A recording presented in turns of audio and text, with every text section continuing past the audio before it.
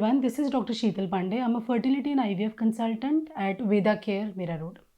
So in this video we are going to cover in women जिनको already diabetes है, जब वो pregnancy plan कर लेते हैं तो उन्हें किस चीज़ों का ध्यान देना है। हमने प्रीवियस वीडियो में ये बताया था कि प्रेगनेंसी प्लान करने के पहले शुगर्स को वेल कंट्रोल करना बहुत ज़रूरी है, ताकि आप प्रेगनेंसी के दौरान बेबी में होने वाली कॉमन स्ट्रक्चरल एंड जेनेटिक अबनॉर्मलिटीज़ को रोक सकें।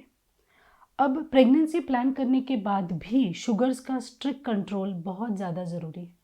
यदि आपके शुगर्स अनकंट्रोल्ड हैं तो फर्स्ट 3 मंथ्स में ऑफ प्रेगनेंसी में रिस्क ऑफ मिसकैरेज सिग्निफिकेंटली बढ़ जाता है। प्रेगनेंसी में जो मेडिकल मैनेजमेंट होता है, कई पेशेंट्स का मात्र टैबलेट के रास्ते शुगर्स कंट्रोल हो रहे होते हैं जब तक वो प्रेग्नेंट नहीं हुए होते हैं।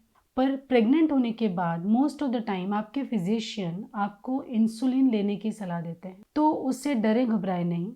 ये एक बहुत ज़रूरी बदलाव है जो करना होता है, क्योंकि जब आप टैबलेट्स ले रहे होते हैं जिन्हें OHAs कहते हैं, oral hypoglycaemic agents, sugar control करने के लिए, तब आपके शुगर्स कंट्रोल में तो होते हैं पर उनमें फ्लक्चुएशन बहुत ज़्यादा होता है, जिसे हम peak and ट्रॉफ of sugar levels in blood कहते हैं। तो ये पीक एंड ट्रॉफ बेबी की ग्रोथ के लिए अच्छे नहीं होते हैं। इंसुलिन दिए जाने पर ये शुगर्स बहुत ही ज़्यादा स्ट्रीमलाइन कंट्रोल में होते हैं। जो पीक एंड ट्रॉफ पहले हो रहे होते हैं विद द टैबलेट्स, वो कंट्रोल में आ जाते हैं और स्ट्रीमलाइन कंट्रोल शुगर्स मेंटेन होने लग जाती हैं, which is very very good for babies growth. ये इंसुलिन चेंज टेम्पररी है जो ड्यूरिंग प्रेगनेंसी ही रिक्वायर्ड है। पहले 3 महीनों के बाद जो अगले 6 महीने प्रेगनेंसी के होते हैं, जिस टाइम पर बेबी की एक्टिवली ग्रोथ हो रही होती है, muscle growth, bone growth, fat growth, in general baby का weight gain and all that, baby के आसपास का वाटर डेवलपमेंट कंप्लीटली डिपेंड करता है कि आपके शुगर्स वेल इन कंट्रोल हैं या नहीं।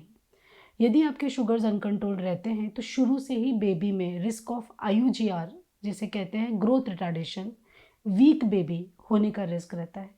So apart from first 3 months, next 6 months में भी शुगर का कंट्रोल उतना ही ज़्यादा ज़रूरी है।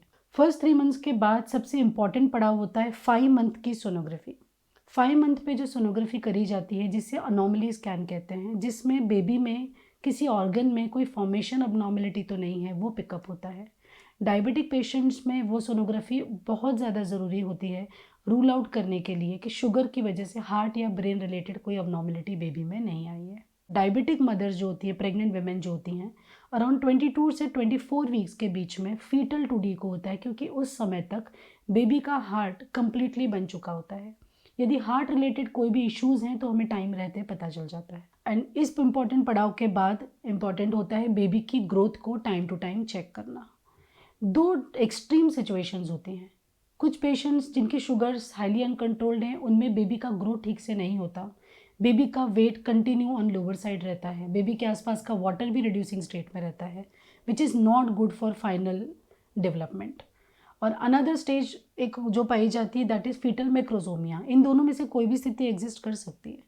फीटल मैक्रोजोमिया में एक्सेसिव मदर के शुगर वैल्यूज़ की वजह से बेबी का वेट एक्सेसिवली बढ़ता है, बेबी के बॉडी का फैट बढ़ता है, मसल मास बढ़ता है, और इन्हें मैक्रोजोमिक बेबी कहते हैं, लार्ज इन साइज।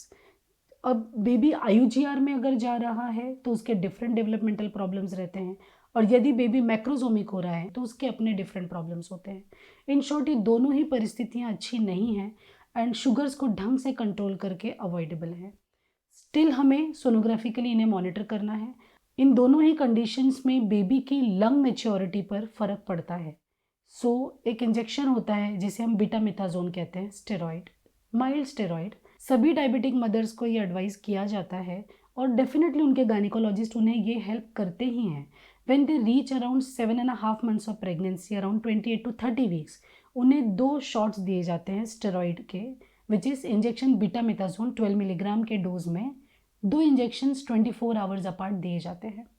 ये इंजेक्शन बहुत ज़्यादा ज़रूरी है, क्योंकि डायबिटिक मदर्स के बेबी में लंग मैच्योरिटी जनरली डिलेड पाई जाती है और कभी कभी इनएडिक्वेट भी पाई जाती है।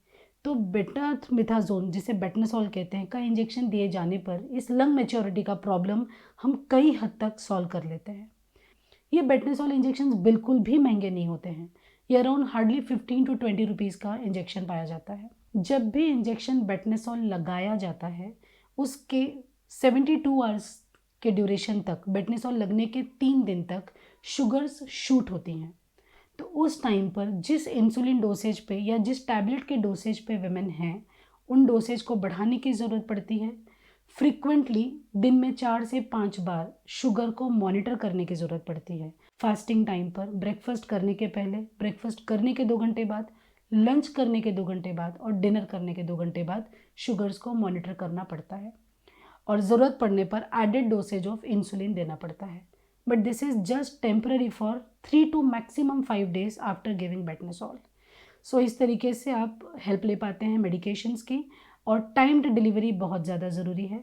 After 34 weeks completed, baby is fit to be delivered. Definitely इस टाइम तक आपके अराउंड 8 months ही कंप्लीट हुए होते हैं। यदि आपके शुगर्स ठीक चल रहे हैं, बेबी का ग्रोथ ठीक चल रहा है, किसी किस्म की कोई कॉम्प्लिकेशन नहीं है, तो आप हैप्पीली हेल्दीली प्रेगनेंसी को 37-38 वीक्स तक एक्सटेंड कर सकते हैं। But at that time, after that particular time, generally pregnancy को टर्मिनेट करने का प्लान किया जाता है, लेबर को इंड्यूस किया जाता है। आपके केस के अनुसार आपका नॉर्मल डिलीवरी प्लान है या सिजेरियन सेक्शन प्लान है, उस हिसाब से आपके गायनेकोलॉजिस्ट डिसीजन लेते हैं और समय रहते ही डिलीवरी कर ली जाती है। क्योंकि यदि लंबे समय तक प्रेगनेंसी को ग्रोथ होने के बाद भी कंटिन्यू किया जाता है, तो unfortunately risk of sudden foetal demise means baby का सडनली पेट में ग्रोथ का रुक जाना, ये एक नोन अनफॉर्चुनेट कॉम्प्लिकेशन है, जिसमें पूरा समय होने के बाद, शुगर्स को ठीक से कंट्रोल करने के बाद भी अनफॉर्चुनेटली कुछ विमेन में ऐसा होता है। So that's why all diabetic mothers are advised to plan their delivery in a proper manner under guidance of gynecologist. So this is all about diabetes and pregnancy care. If you have any doubts regarding this video, do post us and see you all in the next video. Till then, take care and bye bye.